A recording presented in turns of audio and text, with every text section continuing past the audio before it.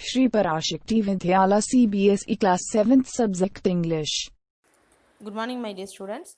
The previous class I given a homework to read lesson 5 in your textbook. So I hope all you are ready in your home. In this class we are going to see lesson 5. The topic of the lesson is quality, written by John Goldsworthy. So very interesting lesson. This is the story about a shoemaker, how a shoemaker can be called an artist. So how he became an artist. So what is the quality he given for his work. So all the facts we can ready to know about the story. Okay. So all of you take your book, take page number 71. Page number 71. Before you read, can a shoemaker be called an artist? Yes. If he has the same skill and pride in his trade as any other artist and the same respect for it too. Mr. Gessler, a German shoemaker settled in London, is a perfect artist. So here the story is about Mr. Gessler, a shoemaker. Read this story to see how he devotes his life to his art. Here the art known as the shoemaker's work. Okay. Quality. I know him from the days of my extreme youth because he made my father's boots. He lived with his elder brother in his shop, which was in a small by street in a fashionable part of London. The shop had a certain quiet distinction. There were no sign upon it another name of Gessler Brothers, and in the window a few pairs of boots. He made only what was ordered and what he never failed to fit. To make boots, such boots as he made seemed to me and then still seems to me mysterious and wonderful. I remember well my sage remark one day while stretching out to him my youthful foot, "Is it awfully hard to do, Mr. Gessler?" And his answer, given with a sudden smile from the out of the redness of his beard, "It is an art." So it was not possible to go to him very often. His boots lost her terribly, having something. See, the story is about the quality. The story is about German shoemaker. His name is Mr. Gessler. He was a perfect artist. He used to make the boots of narrator father also. So Gessler lived with his elder brother. The shop had no signboard. He made boots only an advance order and they never failed to fit. His boots lasted long, so the narrator did not need to go to shop very often. So in the London city, so there is a no signboard for his shop. He lived with his elder brother, Mr. Gessler.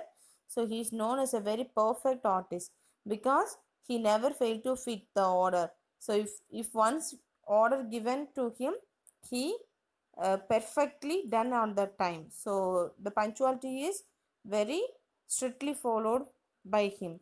So this is a character sketch of Mr. Gessler. Okay. Page number 72. The previous page we seen about the character of Mr. Gessler, how perfect he was. And of course, it is a narrator's story. It is narrator's own story. He narrates the story. The author is a narrator. So, what are the experience he got through about Mr. Gessler? He just shared to us. Okay. Beyond the temporary some essence of boots stitched into them, one went in, not as into the most shops, but restfully as one enters a church and sitting on the single wooden chair waited. A guttural sound and tip tap of the slippers beating the narrow wooden stairs, and he would stand before one without a coat, a little bent in leather apron, and with the sleeves turned back, blinking as he awakened from some dream boots. And I would say, "How do you, Mr. Gessler, can you make me a pair of Russian leather boots?" Without a word, he would leave me, retiring when he came onto the other portion of the shop.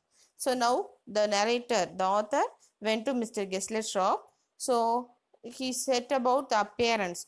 The customer going to Gessler sat on a wooden chair and wait. So it was like to wait in the some church to see the father.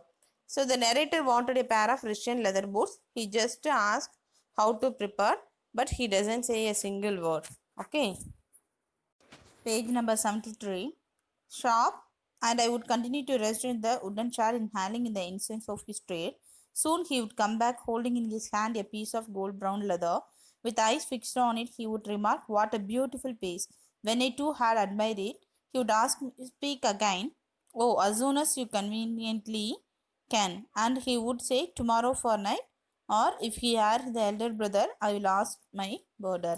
So now the narrator went to his shop and saw a beautiful piece of leather slipper. So he ordered for the brown leather shoes. So when it is possible, you can give, said by author. Now the Gessler said, "Tomorrow for night," and of course I asked to my brother. Then I would murmur, "Thank you, good morning, Mr. Gessler." The next day, the narrator went to his shop and said, "Good morning." Now he would reply, still looking at the leather in his hand. And as I moved to the door, I would hear the tip tap of his slipper going up and stir to his dream of board. So now he went to get the shoe for get the shoes. Now it is in his Gessler's gang. He is supposed to be going to finish that. Okay, turn next page. Page number 74. I cannot forget the day on which I had occasion to him. "Mr. Gessler, the last pair of boots creaked, you know." So he said it was creaked. He looked at me and for a time without replying, as if expecting me to withdraw the quality. The statement then said, "It should not, oh, creaked." I did, "I am afraid." So he said, "So it is not." It means when the narrator complained to the last pair of boots was creaked. Now the Gessler was shocked to hear it. He agreed to repair the replace. So because he want to give the quality of product in his shop to anyone. Now he complained. So he said, "Definitely, I will make it correct." So you got them with the before they found themselves? I don't think so. Adud lowered his eyes. If hunting for memory of loss of boat, I felt sorry. I had mentioned the grave thing. Send them back, he said. I will look at them. So now he said again the same thing. If you give the again, if you give the pair of shoes, I will repair it. Okay. Some boots, he continues slowly, are bad from bed. If I can do nothing with them, I take them off your bill. So once I went to absent-mindedly into his shop, the pair of boots bought in the emergency at Lord Fim. He took my order without showing me, and leather I could feel his eyes penetrating an inferior converting of my foot. At last he said, "Those are not my boots." So now he remembered the occasion the narrator endless gesture shop, he wearing the pair of shoes, bought a lot from. So he said, "It is not his boots." He put a finger on the place where they left the boot was not comfortable. So now only he realized it was not his boots. The tone of was not anger, nor of sorrow, not even of contempt, but there was in it something quite the froze blood. He put his hand down and pressed the finger on his place where left the boot was not quite comfortable. "So it's yours, you there," he said. "These big worms have no self-respect." And then if something had given with him, he spoke long and bitterly. It was the only time I ever heard the discuss of the conditions and the hardships of the day. So now only he realized, because he complained about the pair of boots was creak. It was not his. His finger is not placed. It was not comfortable also. So but he spoke bitterly to the big frames made of poor quality of boot. He also spoke about the hard times of his trade. His own business was going down now. Because of the reason his business was going down, because he wanted to given the quality things, but the narrator complained about that it was not good. So now the trade was going down. So what happened we can see in the next page. Page number 75. They get it all, he said. They did by advertisement, not by work. They take it away from us who loaf our boots. It came goes to the presently of no work. Every year it gets less. You will see. And looking at his lined face, I saw things I had never noticed before. Bitter things and bitter struggle, and what a lot of grey hairs there seemed suddenly in his red beard. So now the Gessler set about the real condition of the trade, everything. As best I could, I explained the circumstances of all the omen boots, but his face and voice made so deep an impression that during the next few minutes, I ordered many pairs. They lasted longer than ever. I was not able to go with him for nearly 2 years because of the reason narrator not go to the shop for the 2 years. Okay, it was many months before my next visit to his shop. This time it appeared to be the elder brother handling a piece of leather. So now, after many years, the director was so deeply um, his own business was going down. Now the narrator was so deeply moved to he ordered many pairs. For 2 years, he could not go to Gessler's shop. When he became Gessler's shop next time, he came to know that Gessler's elder brother had died. He again ordered for many boots to him because Gessler's brother, the elder one, was died now. Now, Mr. Gessler, I said, how are you? He came close and peered at me. I am really well. He said slowly, but my elder brother is dead. So now only the author, the narrator, know about the elder brother was died. And I saw that it was indeed himself known, an aged one, and never before I heard him mention his brother. Much shocked, I murmured, "Oh, I'm sorry." So now only the author know about the elder brother. So he said sorry for the condolence. Okay, and I saw it was indeed. Yes, he answered. He was a good man. He made a good boot, but he is dead. So he said he was a good man and he only made the good boots. Now he was dead, and they touched the top of his head where the hair had suddenly gone. The thing it had been that the poor brother to indicate, I suppose, the case of to his death. Do you want any boots? And he held up the leather in his hand. It is a beautiful piece. So again, he went to the shop. Now only he remembered all the things and he know about the elder brother had died. He again ordered for many boots now. So he asked if you want anything. Now he want to give the order to the Gessler. Okay. Page number 76. I ordered several pairs. It was very long before they came, but they were better than ever. One simply could not wear them out, and soon after I went abroad. So now he ordered many boots, and it was very nice also. It was over a year before I was again in London, and the first shop I went to my old friends. I had left a man of 60. I came back to one of the 75 pinch and one who genuinely this time did not at first know me. Do you want any boots? He said. I can make them quickly. It is a slack time. I answered, please, please, I want boots all around, every kind. I had given those boots up when evening time, one by one, and I tried them on. In shape and fit, I finished the quality of leather. They were the best he had ever made. I flew downstairs, wrote a check, and posted it again with it my own hand. A week later, passing the little street, I thought I would go and tell him how splendidly the new boots fitted. But when I come to where his shop had been, his name was gone. I went in very disturbed in the shop, and there was a young man with an English face. Mr. Gessler in? I said. No, sir. He said. No, but we won't attend to anything with pleasure. We have taken the shop over. Yes, yes, I said, but Mr. Gessler? Oh, he answered, dead. Dead, but only I received the boot from him last Wednesday week. So now he was the narrator ordered many boots. Already we see in the previous page. So when the first he went to the shop after the 2 years, his elder brother was died. He again ordered many boots. He was also upset to see Mr. Gessler, who had seemed grown up older by 15 years, and he again ordered many boots. Soon he went abroad. So now, when he returned the country after a year, he went to Wesley's shop to thank him for the new boots which he had parceled to him, but he found that the name of shop was gone. So he was very shocked. It had been taken over by some Englishman. The poor fellow died of. Now only the narrator after went abroad, he came to the city. So now he want to meet Mr. Gessler in his shop and want to order the piece of shoes or boots.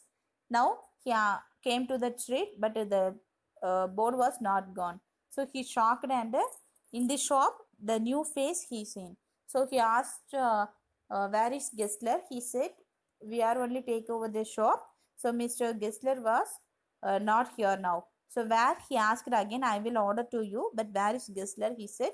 Now the Englishman replied, he was dead. So he was totally upset and very shocked. So what happened at last, we can see in the next page. Page number 77. Oh, he said, poor old man starved himself. Slow starvation, the doctor called it. You see, he went to the work in such a way, would keep the shop on, would not have a soul touch his boots except himself. When he got on order, it took him such a time. People won't wait. He lost everybody, and there is he street going on and on. I'll say that you are not him, not a man in London. He made a better boat, but look at the competition. He never advertised. But how the best leather too, and did all himself. Well, there it is. What could you expect with the ideas? But starvation. So that may be bitter slowly at the saying this, but I don't know myself. He's sitting over his boots day and night. To very last, you see, I used.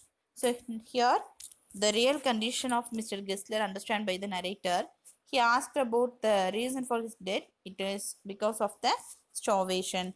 Because he was a very perfect artist. So in this incident only called him he became an artist because uh, there are no advertisement in his shop, but yeah, only the best pair of boots get only in his shop because of the quality of the work. He had been uh, now the Englishman replied, the poor fellow died of store starvation. His business failed, for he took a long time to supply the order. He never made any advertisement. He used the best leather only in his shop. He never gave himself time to eat. He was a character who made really good boots. So because he want to give the work on time, so fortnight he want to work for the best leather and the give want to give the quality of boots. No man in the city can work like him. But what happened? He not given the time for his food. It means for eating he not taken time for his health. So because of the store starvation, he was died. So now the narrator now really so upset. So the students you can understood how the bootmaker he became the artist because of the reason because the quality of the thing. So now the model advertisements technologies we know everything for the quality and for the sale trade.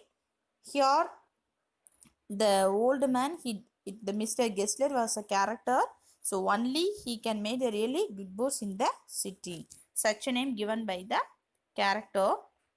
So what happened at the end we can see. Page number 78. Watch him never give himself to time to eat, never had a penny in his house, all went in rent and leather. How he lived so long, I don't know. How he regularly let his fire go out. He was a character, but he made good boots. As I said, he made good boots. So at the end, now the narrator know the real condition of the tradesman. It means Mr. Gessler. He was a good, the quality shoemaker in this area, but the real condition of his not advertisement, not given the time to eat, not take care of his health, everything after the death of him only understood by the people. So he was a character called him as a skilled shoemaker. So now the boot maker, the shoemaker became the he called by the people as artist because he loves to work. That's why he called artist. The work he sincerely and dedicatedly done and get a name. But the poor man, he not given the time to take care of his health. It is a sad end. Okay. So I hope you all understood the lesson. So very nice. You know the real condition of the trade and the marketing in the field. The future it will be experience. This experience will helpful to you. So don't hurt anyone. Don't know about the real condition of them. Uh, don't irritate or something you do by yourself. Okay, that's all. So now I'm going to given the notes for this lesson. All of you take your English note and write the question answer for unit 5 lesson 5 pros. Okay, now take your English note. Yes, students, there are 5 question text book question answer. I'll give the answer for now. So you write carefully without spelling mistake. Question number 1. What was the author's opinion about Mr. Gessler as a bootmaker? Answer. The author had a very high opinion about Mr. Gessler. He used the best leather and made durable boots. Second one.